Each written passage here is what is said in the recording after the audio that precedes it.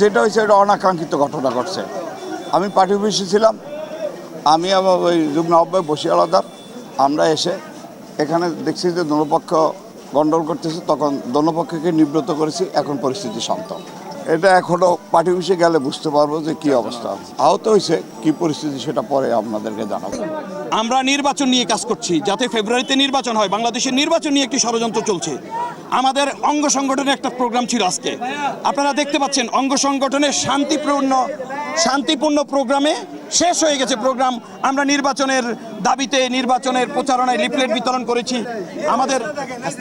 আমাদের অঙ্গ সংগঠনের এই ন্যাক্কারজনক এই ঘটনা শেষে, প্রোগ্রাম শেষে, একবার প্রোগ্রাম যখন শেষ হয়ে গেছে, শেষ মুহূর্তে আইসা সভাপতির বক্তব্য শেষ, সবাই চলে গেছে, এই মুহূর্তে আইসা পার্টি অফিস কয়েকটা হটকারীমূলক মানে একটা গ্রুপ, আমি জেলা বিএনপিকে এই জন্য দায়ী করবো না।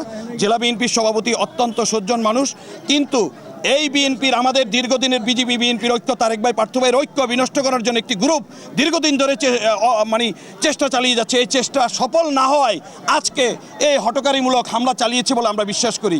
আমাদের ভিতর, বিএনপির ভিতর ঐক্য রয়েছে, কিন্তু একটি হটকারীমূলক সিদ্ধান্তে হটকারীমূলক একটি গ্রুপ এই হামলাটি চালিয়েছে। আমাদের আহত কত হয়েছে, অনেক লোকের মাথা ফেটেছে, তারা হসপিটালে রয়েছেন।